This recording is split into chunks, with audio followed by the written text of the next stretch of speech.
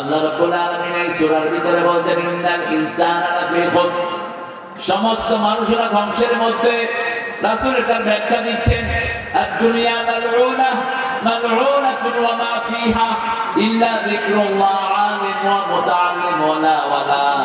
দুনিয়ার উপরে লানত, দুনিয়ার ভিতরে যা কিছু আছে সবকিছুর উপর লানত, শুধু চারটা জিনিস ছাড়া। লানত মানে কি? লানত মানে হলো যে জিনিস কখনো কবুল হয় না। হিন্দু ভাইদেরকে একটা নামে ডাকা হয় মালউন। মুশরিক যারা তাদেরকে কি নামে ডাকা হয়? কথা বল না কেন? আপনারা কি নামে ডাকেন? মালায়ুন। শব্দটা হলো মালউন। শব্দটা কি? মালউন। যারা মূর্তির সামনে যায়, যারা অভিশপ্ত, যেতে হবে কার সামনে? নিজের হাতে বানানোর মূর্তির সামনে যাওয়া যাবে?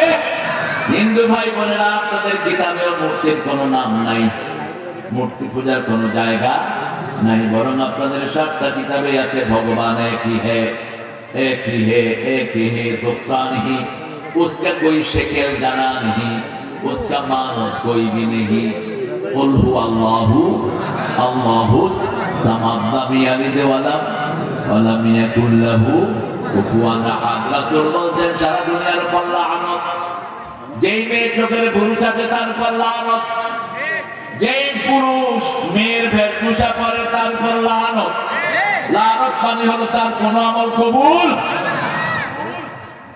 লানাল্লাযীনা কাফারু, আল্লাহ রাব্বুল আলামিন যারা কুফরি করে তাদের উপর লানত দিয়েছেন কে? আল্লাযীনা কাফারু ওয়া মাতু ওয়া হুম কুফার উলাইকা আলাইহিম লা'নাতুল্লাহি ওয়াল মালাইকাতি ওয়ান নাসি আজমাইন। সূরা বাকারায় আল্লাহ বলেন যারা কুফরি করে, কুফরি অবস্থায় মারা যায়, তাদের উপরে আল্লাহর লানত, ফেরেশতার লানত, সমস্ত মানুষের লানত। আল্লাহ আমাদেরকে হেফাজত করে। আমিন। চারটা জিনিসের লানত নাই। কয়টা? প্রথম হলো আল্লাহর জিকির, কান জিকির।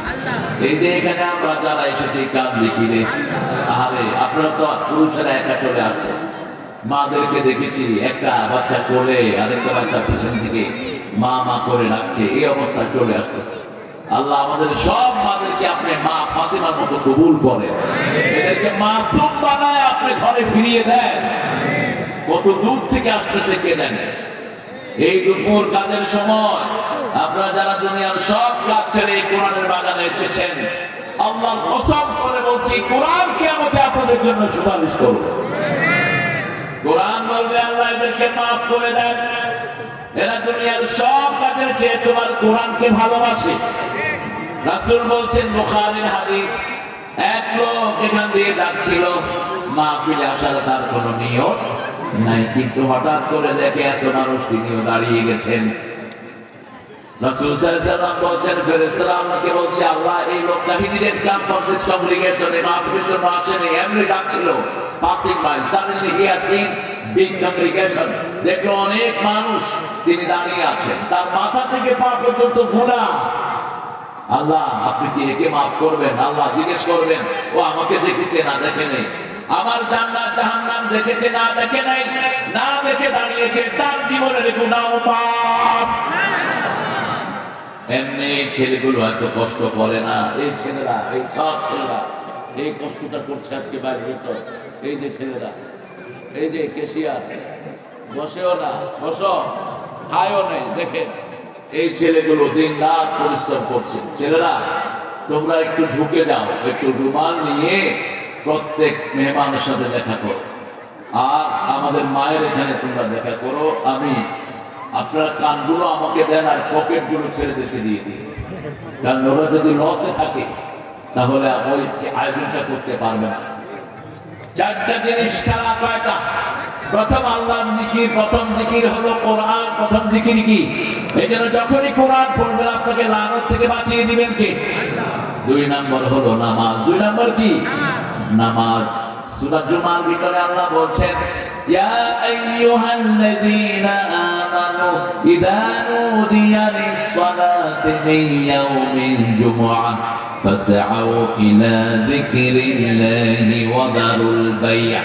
ذلكم خير لكم إن كنتم تعلمون। এই মুমিনেরা জুমার দিন যখন মুয়াজ্জিন আযান দেয়, সব ব্যবসা বাণিজ্য চাকরি বন্ধ করে কোথায় যাও? কোথায় যাও? আপনারা আছেন তো আমার সাথে? কষ্ট হচ্ছে? একটু জোরে কথা বলেন না কেন? কোথায় যাবেন? কি বন্ধ করে? ব্যবসা বাণিজ্য চাকরি বাকরি যা আছে সব বন্ধ করে কোথায় যাবেন? মসজিদে যাবেন। কার হুকুম? আল্লাহর হুকুম সুন্নত না নফল? হ্যাঁ, ও আল্লাহর হুকুম ফরজ। তো বিবির সাথে ভালো ব্যবহার করা আল্লাহর হুকুম নাই?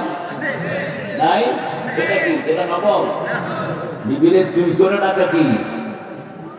বিবিকে যে তুই তঙ্গরি করে ডাকেন, গায়ের সাথে সাথে হাত করেন, পাইছেন কোথায়? এটা কোথায় পেয়েছেন?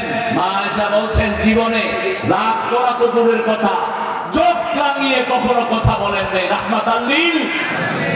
আর বলছেন খবরদার কোন মেয়েকে গালি দিবি না, আমি নবী মুহাম্মদ সব মেয়েদের বাপ।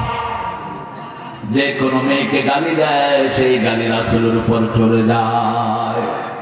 প্রথম আল্লাহর জিকির, 2 নম্বর বড় আলেম। যে আলেম এই জিকির শিখেছে, যে আলেম সাইদি সাহেবের মতো আমল করে, ঠিক না ঠিক? যে আলেম সুবিধাবাদ নয়, ওই আলেমের কথা বলছেন কে? ইসলামের জন্য মায়ের খেতে আমরাও রাজি আছি। আছেন তো? হ্যাঁ, শহীদ হতে রাজি আছেন? মানুষের কষ্ট হচ্ছে বলে কথা বলছে। শহীদ হতে রাজি আছেন ভাইরা? হাত তুলে দেখান।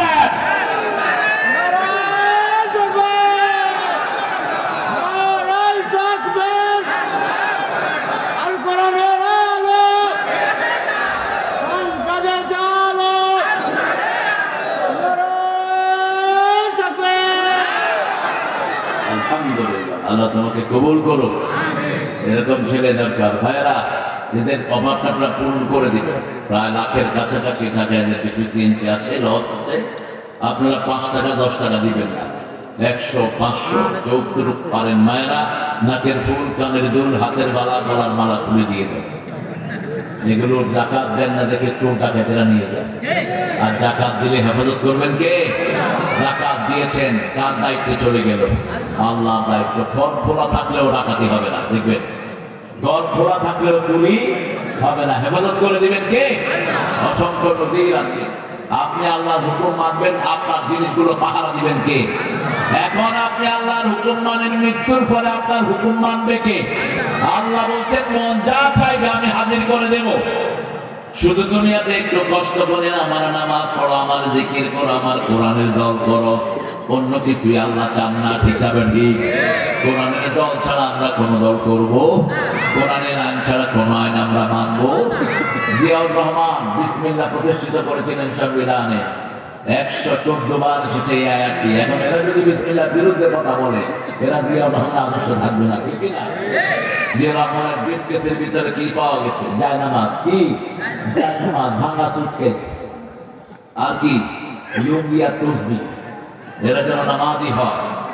আমাকেও বলেছে, আমাদের কি নাম, অমিত, খুব নামাজি। অমিত নামাজের সময় হলে কোথায় যায়? এটা যেন বিএনপির প্রত্যেকটা ছেলে যায়, তাহলে জামাত আর বিএনপির মধ্যে কোনো দূরত্ব সৃষ্টি হবে না। আর যদি নামাজ না পড়ো, শয়তান ঢুকায়া তোরে শয়তান বানায় ছেড়ে দিবে। এই জন্য নামাজ আছে যেখানে ঐক্য আছে, নামাজ আছে যেখানে ভালোবাসা, আলেম আছে যেখানে হক্কানি আলেম, রহমত আছে সেখানে। 3 নাম্বার, যারা এই এলেম শিখে। 4 নাম্বার, যারা এদেরকে অনুসরণ করে। কোরআন হাদিস যেখানে আমরা আছি সেখানে